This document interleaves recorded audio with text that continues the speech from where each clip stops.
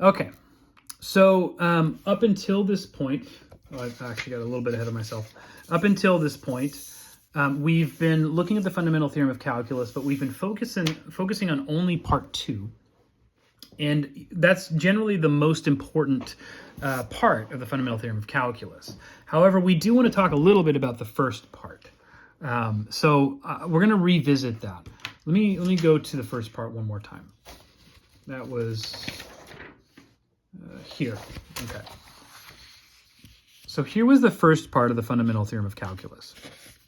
What it says is if f is continuous on an interval a, b, and the function big F is defined this way, big F of x is equal to the integral from a to x of f of t dt, where x is some number between a and b, then big F prime of x is equal to little f of x on this interval. Now this is a little bit weird when you first see it. Pay attention to what the input for big F is. It's x, right? Where does the variable x actually show up in this definition? It's the upper limit of integration. So basically what we're looking at here is if f of t,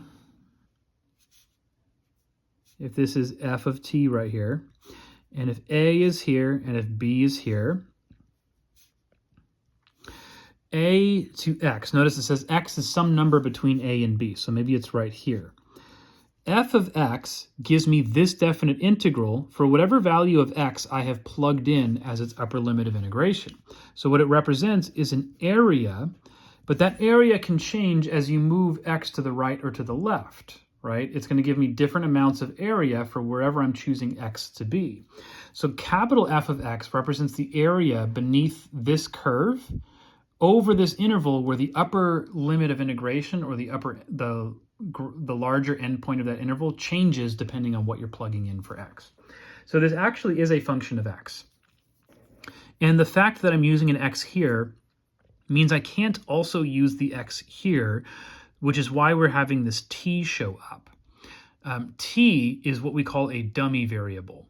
Normally I would write f of x dx in here, but I don't want to confuse the x that I'm using as the variable for this function as the x that's being used for the upper limit of integration, because they're not necessarily the same thing. However, once we take the derivative of this function with respect to x, we should get another function of x. And if you notice what happens, if we define big F this way, then its derivative is just the integrand f of x, but we swap that t out for an x. That's basically what's happening there. What part 1 of the fundamental theorem of calculus essentially is saying is that when you set things up correctly, when you think about it in these terms, integration and differentiation are inverses of each other. So when we talk about inverses, you think about inverse operations, like if you were to think of addition and subtraction. Right? In algebra, we know that addition will undo subtraction and vice versa. That's what we use for solving algebraic equations. If you have x plus 2 equals 5, you subtract 2 from both sides. That will undo the addition. Multiplication and division are inverse operations. Exponentiation and logarithms are inverse operations. In a similar way, derivatives and integrals are inverses of each other. So here I have the integral, the definite integral of a function. If I take the derivative of that integral, part 1 of the fundamental theorem of calculus is basically saying that the derivative and the integral cancel each other out. And it's just the function I was integrating that I'm left with at that point. Okay. Now it's a tad more complicated than that because we do have to pay attention to these limits of integration, but that's essentially what's going on. It's establishing this inverse relationship. Okay, now it's really, really important that if we're going to work with the first part of the fundamental theorem of calculus, it has to be set up this way. The lower limit of integration is just some constant. The upper limit of integration is an x, or whatever variable we want to use here, but it's going to be an x for us. So we'll see what happens if there's slight variations made on that. But let's first talk about why the fundamental theorem of calculus for the first part is true. If this was a full calculus course, full calculus 1 course, then we would prove the first part of the fundamental theorem of calculus, and then we would use it to prove the second part. That's why they're arranged in that order. But because this is not a full calculus course, we're not focusing very much on like rigorous proofs of things. So we've already talked about why the second part is true. We interpreted definite integrals as net change, and that gave us a good argument for why the second part of the fundamental theorem of calculus is true. That was not a rigorous proof. If we wanted to give a solid mathematical proof, we would have to do more than that. But that's good enough for us in this class. If we take that as true, if we accept the fundamental theorem of calculus part 2 as true, we can actually do the things in reverse and use it as an argument to show why the first part is true. So here's how we're going to do that. Let's let x be any number in this interval a, b, and as we saw in the first part of the fundamental theorem, we're going to define big F of x to be equal to this, the integral from a to x of f of t dt. And then we're also going to define this new function g to be just some specific antiderivative for f. It doesn't matter which one, but we're going to define g to be an antiderivative for f.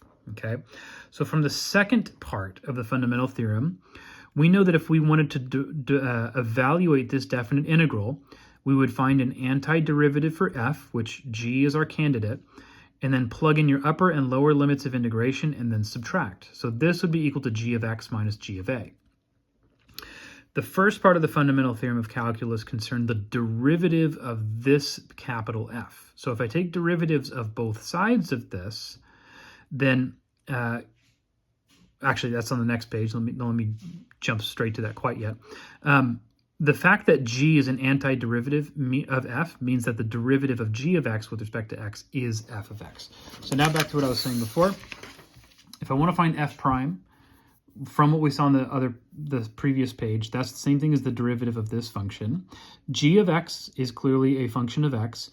G of a would be a constant, because remember a represents some constant. And if I differentiate a constant, it goes to 0. Which means all that's left is the derivative of g of x, which is just g prime. But g was an antiderivative of f, so g prime of x is equal to f of x. And this is what the first part is saying.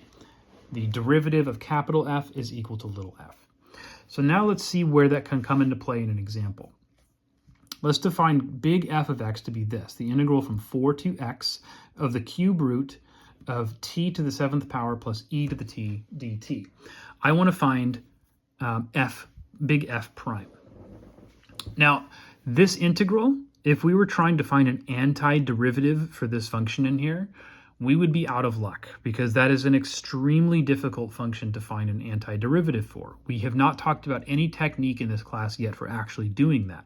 However, you don't need to, because it's not asking you to evaluate this definite integral. It's just defining a function as this definite integral, and then it wants you to find the derivative of that function. And from what we saw from the first part of the fundamental theorem of calculus, taking the derivative of this just cancels out that definite integral and replaces the t's in the integrand with x's. So this is a one-step problem. It's equal to the cube root of x to the 7th plus e to the x. That's it. That's what the first part of the fundamental theorem of calculus is saying. The derivative canceled out the integral, and I was left with just the integrand, but the t's get swapped out for x's. Okay? Now that might have seemed super easy, and that's because it is. So a more typical problem that I would give you on a test or something is going to make that a tad more difficult. Remember, the first part of the fundamental theorem of calculus defined that function capital F in this specific form. It has to be a definite integral from some constant to the variable x of the function whose antiderivative is that capital F. So what I want to do is look at what happens if we tweak these limits of integration a little bit. Okay, starting with this one. I'm going to define capital F of x to be equal to the integral from 0 to x squared of t over t to the 4th plus 5. And we want to find capital F prime for this. And we want to do the same thing for b and c also. So right now, this is in the wrong form. It's the definite integral from a constant to x squared. What it needs to look like is the definite integral from a constant to just x. So here's how I'm going to approach this problem. I'm going to define a new function that is in the correct form. I'm going to call it g of x, and I'm going to define it so that instead of an x squared there, I actually just have an x. So that's going to look like 0 to x of t over t to the fourth plus 5 dt. Okay? Now what I want to do is think about how to represent big F in terms of g of x using a composite function. So if I substitute an x squared in for x here, then that would swap this x out for an x squared, and it would match this. What that tells me is that capital F of x is the same thing as g of x squared. Okay, so putting an x squared in here would put an x squared here, and then these would match. So if it's f prime that I want, then I want to take the derivative of g of x squared. But this is a composite function, and to take the derivative of a composite function, we use the chain rule. We take the derivative of the outside, g prime, leave the inside alone, and then we multiply by the derivative of the inside. X squared becomes 2x when I take its derivative, okay? So that's great. What is g prime? Well, I define g of x up here, and it's in the correct form to use in the fundamental theorem of calculus. So g prime is just the integrand, but with x's. Okay? So what can I do with this? Well, here I'm finding g prime of x squared times 2x. I'm going to take the x squared, plug it in here, which is the same, oop, that should have been an x right there, which is the same as substituting x squared in for all of the x's here. Okay, so that's going to look like this. This x, I'm going to plug an x squared in for it. This x to the fourth, I'm plugging an x squared in. X squared, then to the fourth power, we multiply those exponents, and I get x to the eighth plus 5 times 2x. Finally, let's simplify by multiplying the 2x up into the numerator. I'm going to get 2x cubed over x to the 8th plus 5.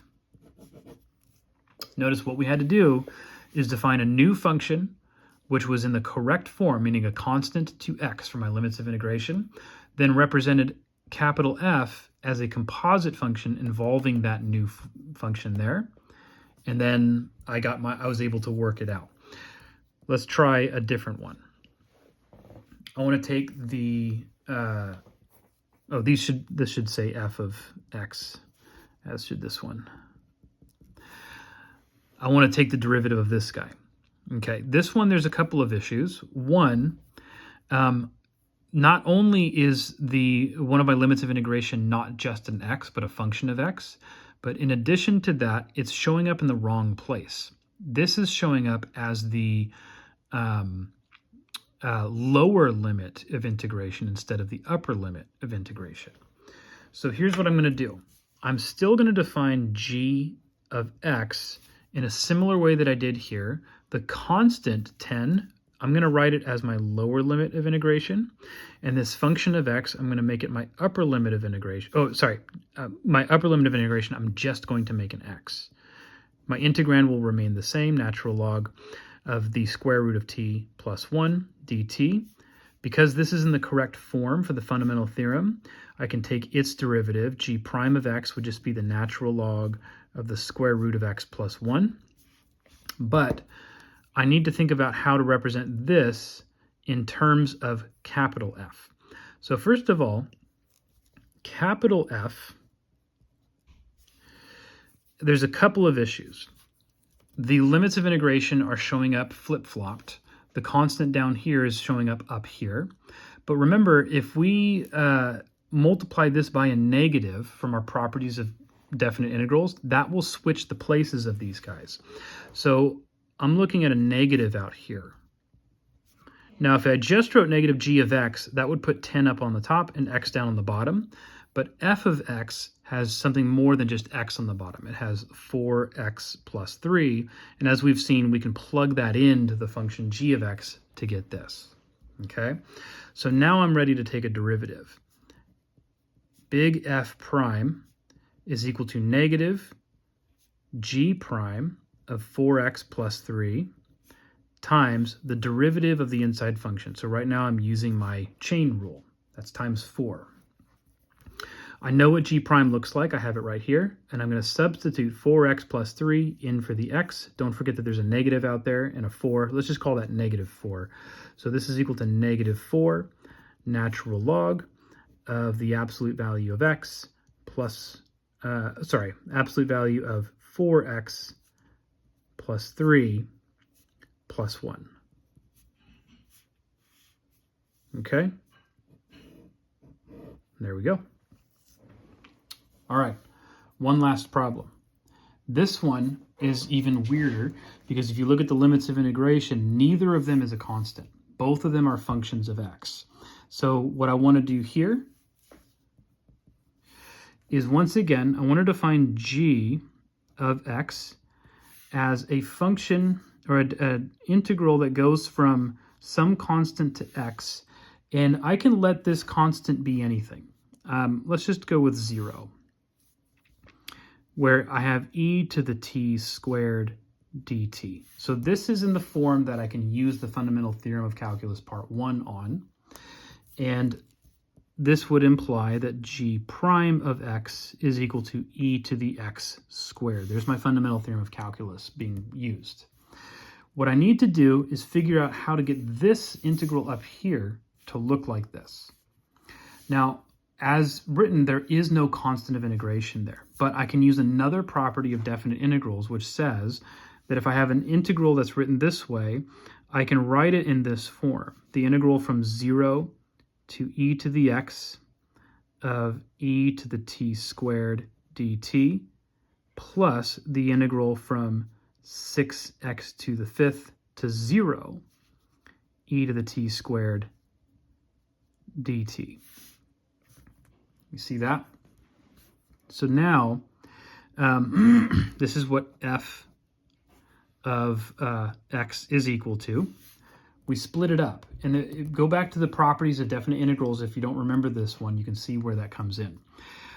This is in the wrong order. I want the function of x up here, but I can change this plus to a minus and then swap those limits of integration to accomplish that. So this is 0 to e to the x of e to the t squared dt minus the integral from 0 to 6x to the 5th e to the t squared dt. Compare these to g of x. They both look very similar. 0 is my lower limit of integration, same integrand, but the upper limits are functions of x instead of just x. This means that each of these can be written as g, a composite function of g with these as the input. So g of e to the x minus g of 6x to the 5th. Okay, this tells me that f prime of x is equal to the derivative of this. Each of these is a composite function, so I need to use the chain rule for each one.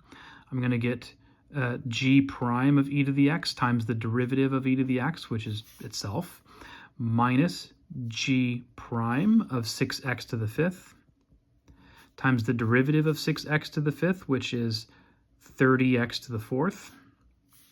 And then finally, we know what g prime is. We're just going to plug in these values. So g prime is e to the x squared. So I'm going to get e to the power of not x squared, but e to the x squared. I could also write that as e to the 2x, but I'll just leave it alone for now, times e to the x minus e to the power of 6x to the 5th squared times 30x to the 4th. I could do a little bit of simplifying on here. I could write this as e to the power of e to the 2x. And then because I'm multiplying that to another e to a power, I can add those exponents. That's a property of exponents, so I could write it like this. Minus, we typically see these terms show up in front of exponentials, so I'm going to move the 30x to the 4th here. And then I'm going to square that exponent, so it says e to the 36x to the 10th. That's a more concise way of writing that. Okay, this is obviously more work than the first example up here was, and it's just to show you what you kind of need to do with that first part of the fundamental theorem in those cases. All right, so for this last example, we want to just remind ourselves what the definite integral represents aside from area under a curve. We've been thinking of it as net change. So this is a reminder of something we've already talked about. If you take a definite integral of the derivative of something from a to b, then what you get is f of b minus f of a. Notice derivative here, no derivative here. That makes f an antiderivative for f prime. But f of b minus f of a is the same thing as saying the net change in f from a to b. So that's where this gets used in applications. Let's see this one application right here. The rate of change of sales for 12th man towels for Texas A&M University is given by this function. Notice it's a derivative. d dt of s of t is equal to 12,000 times t plus 1 to the 1/2 power minus 12,000 towels per year. The fact that it says something per something is your clue that this is a derivative as well, because it's a rate of change. T is measured in years. How many towels were sold during the first 12 years? Round to the nearest integer if necessary. What we're looking for is the net change in the number of towels that have been sold from year 0 to year 12. That's what the first 12 years would represent. And according to this, we can find that net change by taking the definite integral of the derivative of that sales function, which is the one that we're given, from 0 to 12. So I'm going to integrate this from 0 to 12. I'm going to put my derivative in there. 12,000 times t plus 1 to the 1/2 power minus 12,000. I could go straight to an antiderivative, but I'm seeing 12,000 show up in both terms. To simplify things, I'd like to factor that completely out of the integral. 12,000 times the integral from 0 to 12. And then here I'm just going to have t plus 1 to the 1/2 power. In fact, let's not even do that. I can also split this up into two integrals. dt minus the integral, this will be a 1 now, which I can just write as dt. Okay? This integral I can solve using a u substitution. I'm going to set u equal to t plus 1, so that du is equal to just dt. That way I can write it as u to the 1/2 power. So what is that going to look like? I have 12,000 times the integral. Remember, I have to change my limits of integration, so plug in the values of t. The 0 plus 1 is going to give me a 1. 12 plus 1 is going to give me 13. And now it looks like u to the 1/2 power du. Here, remember, if you want to take the integral of just dt, it's just t from 0 to 12. Okay? This is equal to 12,000 times, let's integrate that. So now I'm going to get 2/3 u to the 3/2 from 1 to 13 minus, this is 12 minus 0. Okay, let's keep this going. 12,000. Here, I'm going to get 2/3 times 13 to the 3/2 power minus 2/3 times 1 to the 3/2 power. 12 minus 0, of course, is just 12. We just get this. Now at this point, because this is an application problem, notice it says round to the nearest integer. This is implying that I don't want to leave my answer in this form where I have rational exponents. I actually do want to plug this into a calculator. What you get if you plug this into a calculator, after you round, I've got to find my answer again. After rounding, you get this, 222,977, and this is measured in towels. Because remember, when you're dealing with antiderivatives, if you have a derivative and the units are measured in something per something, we're thinking of the dt in here as like time. We're multiplying that to this unit of change, canceling those years out and just giving us towels. We dealt with that in a previous section, so that's something we've seen before. All right, so with that, we're done with 4.4.